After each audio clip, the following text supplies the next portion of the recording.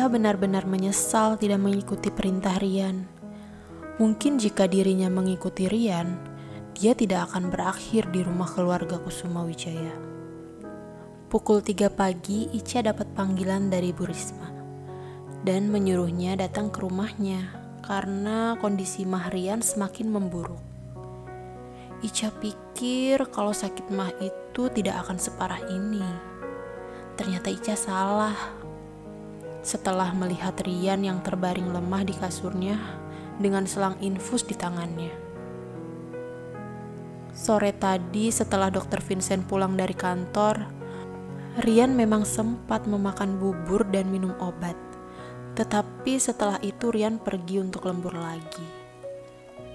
Rian sempat meminta Ica untuk menemaninya, tapi Ica menolaknya. Ya pikir aja siapa juga yang mau diajak lembur. Rian termasuk orang yang workaholic. Makanya dulu dia sangat betah di Australia, kuliah sambil kerja di sana. Tapi sekarang prioritasnya bukanlah perusahaan orang lain lagi, tapi perusahaan milik orang tuanya yang sebentar lagi akan dialihkan kepadanya. Dulu Rian tidak punya ambisi terhadap perusahaan orang tuanya, sama halnya dengan Rina. Tapi sekarang tidak. Rian berencana mengambil setengah dari perusahaan orang tuanya dengan cara membangkitkan perekonomian Kusuma Wijaya Company agar orang tuanya bangga. Setelah orang tuanya bangga, Rian akan meminta setengah perusahaan itu sebagai imbalannya. Licik. Memang, Rian tidak akan seperti itu kalau papihnya akan memberikan perusahaannya dengan ikhlas padanya. Ica, panggil Bu Risma dengan wajah khawatirnya. Iya Bu, saya mau titip Rian sama kamu boleh? Rian kalau sakit memang sedikit nyusahin, tapi saya yakin kamu bisa handle dia sih. Saya mau pergi beberapa hari ke Australia, nyusul Rina. Saya bingung mau nitip Rian ke siapa lagi. Rian memang sudah besar, tapi kalau lagi sakit gini tuh kayak balik lagi jadi anak TK. Makanya sering buat saya khawatir Rian tuh. Lanjut Bu Risma.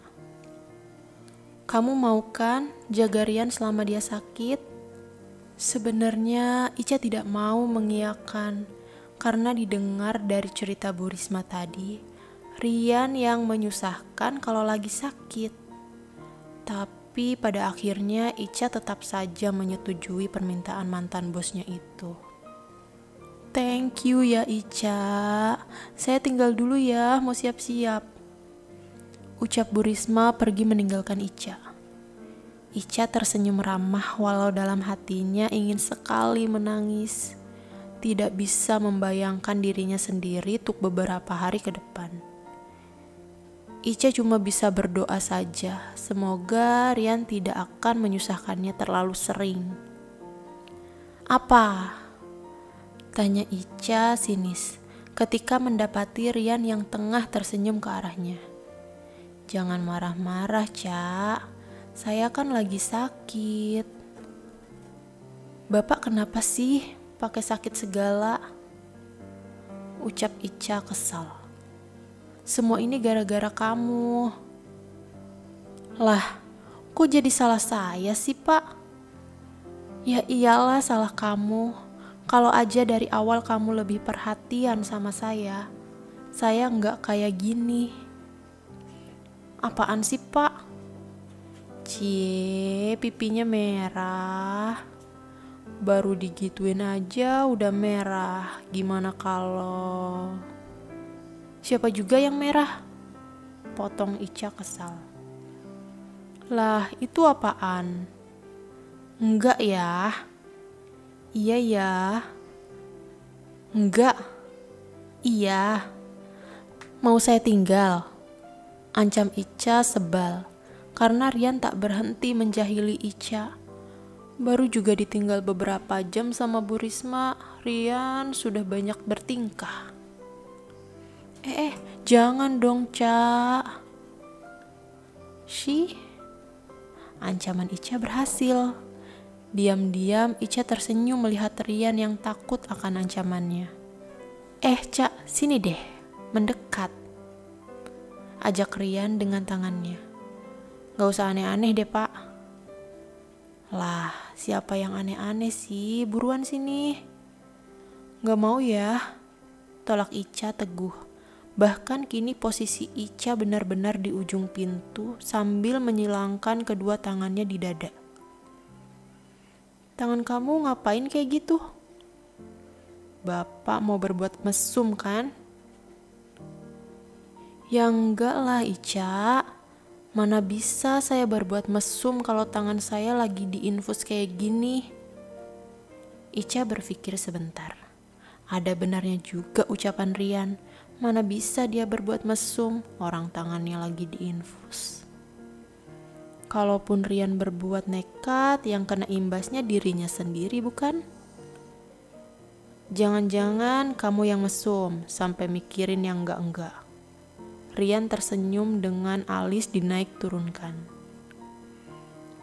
Ica malas menjawab kata-kata Rian, ditambah dirinya kepalang malu gara-gara curiga sama Rian.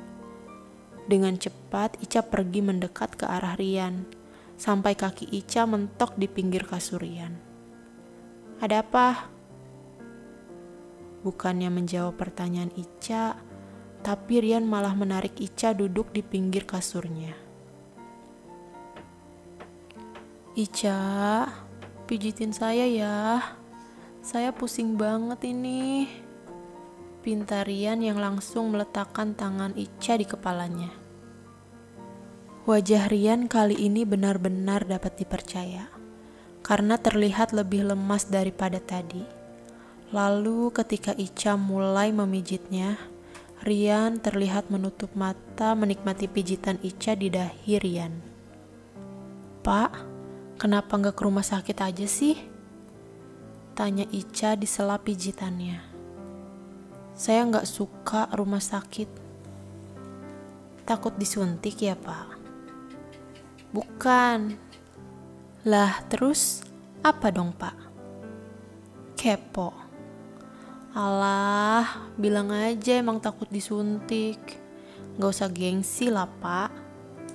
Lagian ya Pak, apa bedanya di rumah sakit sama di rumah? Sama-sama disuntik juga. Sok tahu kamu. Saya ini punya trauma di rumah sakit. Ica sudah siap-siap membuka mulut akan menimpali omongan Rian, tapi tidak jadi setelah mendengar apa yang Rian ucapkan.